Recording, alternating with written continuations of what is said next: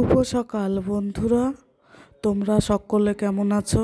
আশা করি তোমরা সকলে খুব ভালো আছো, সুস্থ আছো। আর তোমাদের আশীর্বাদ ভালোবাসায় আমরাও বেশ ভালো আছি। নতুন দিনে নতুন সকালে নতুন একটি ভিডিও নিয়ে তোমাদের সাথে শুরু করছি।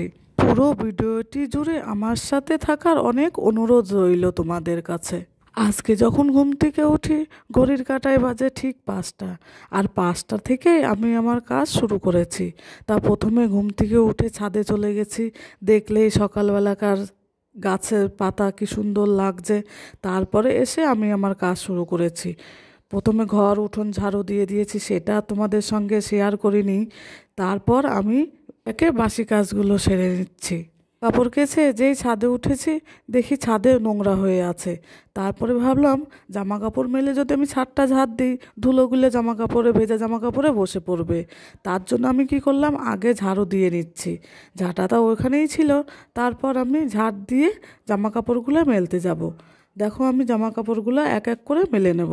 আজকে আমার সমস্ত কাজগুলো বেশ সকাল সকালে সারা হয়ে গেছে। যেহেতু তারপর রান্না করতে যাব, আমার সুবিধাই হয়েছে।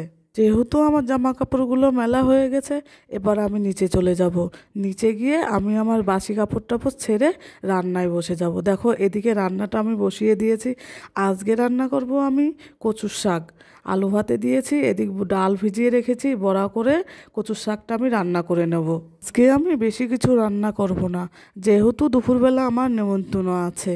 তাই মনের মধ্যে অনেক আনন্দ নিয়ে তাড়াতাড়ি আমি কাজগুলো করছি। কচুর শাকটা বানাতে একটু দেরি হয়, যেহেতু ছুলে ছুলে বানাতে হয়, তার জন্য একটু দেরি হয়। ওদিকে আমার রান্না হয়ে গেছে, খাওয়া দাওয়াও হয়ে গেছে। দেখো বাসনগুলো নিয়ে আমি কলপারে চলে এসেছি। বাসনগুলো মেজে নিচ্ছি তাড়াতাড়ি। এদিকে তো বেলা হয়ে যাচ্ছে, কাজগুলো যে আমার রয়ে গেছে কাজগুলো তো আমাকেই করতে হবে। কাজগুলো না সারলে তো আমি যেতেও পারবো না তাড়াতাড়ি। তার জন্য মনে খুব আনন্দ নিয়ে আমি কাজগুলো তাড়াতাড়ি সেরে নিচ্ছি। আজকে যাব আমি আমার মাসি বাড়ি, দাদার ছেলে মুখে ভাত, সেই অনুষ্ঠানেই আমি যাব। ভিডিওটি যদি তোমাদের ভালো লাগে তাহলে একটা লাইক দিয়ে সাবস্ক্রাইব করে আমার পাশে থেকো। তোমরা পাশে না থাকলে আমার দ্বারা কিছুই সম্ভব হবে না। এদিকে দেখো বাসনগুলো মেজে কমপ্লিট করে আমি গ্যাস মুছতে চলে এসেছি। একটু সার্ফ দিয়ে গ্যাসটা আমি ভালো করে মুছে নেব। গ্যাসটা মোছা হয়ে গেলে তারপরে ওখানে যেহেতু আমি রান্না টান্না করি, ওই জায়গাটাও আমি ভালো করে মুছে নেব। সংসারে এক জায়গায় যেতে গেলে সমস্ত কাজ সেরে রেখেই যেতে হবে, না হলে এসে তো আমাকেই সারতে হবে, তাই না? আর না সেরে গেলে মনের কাছে কিন্তু একটুও ভালো লাগবে না। আর আমি যদি কাজগুলো সব সেরে কমপ্লিট করে যাই না, তাহলে আমার এসে আর যে চিন্তাটা করতে হবে না। তাই আমি দেখো একে একে সব কাজগুলো সেরে নিচ্ছে। ততক্ষণ পর্যন্ত যে আমার ভিডিওটি যে যেখান থেকে দেখছো না কেন তাদেরকে অনেক ধন্যবাদ। ডাইনিং টেবিলটা আমি ভালো করে মুছে নিচ্ছি, যেহেতু খাওয়া দাওয়া হয়েছিল একটু পড়ে আছে, তার জন্য আমি মুছে নেব। তারপর স্নানে চলে গেছিলাম, স্নান করে এসেই দেখো রেডি হয়ে পড়েছি। এখন আমি বেরিয়েও পড়বো। ফাইনালি আমি এখন চলেও এসেছি মাসির বাড়িতে। দেখো গেটটা দেখো কি সুন্দর সাজিয়েছে। যে পুচকুটার মুখে ভাত সেই পুচকুর মামারই প্যান্ডেল, সে ওর মামাই প্যান্ডেল করে, তা ওর মামা খুব সুন্দর করে প্যান্ডেলটা করেছে। ভিতরটা এত সুন্দর করে ডেকোরেশন করেছে, আমার তো খুবই ভালো লেগেছে। তার জন্য ভাবলাম তোমাদের সঙ্গে একটু শেয়ার করেই নিই। তোমাদের সঙ্গে শেয়ার না করে আর পারলাম না, আমার তো খুব ভালো লেগেছে। তা তোমাদের কেমন লাগলো তা একটু কমেন্ট করে জানিও তোমরা।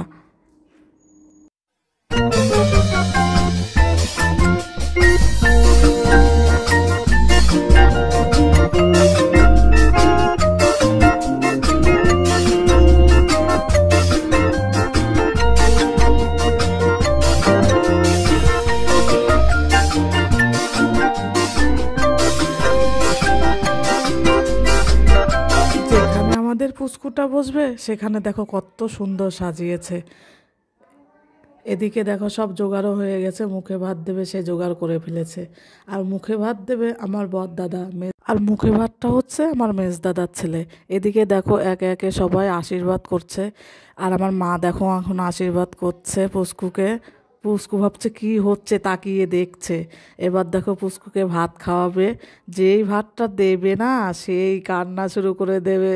পুস্কু সোনার খাওয়া দাওয়ার পর আমরা একটু ফটোশ্যুট করে নিয়েছিলাম।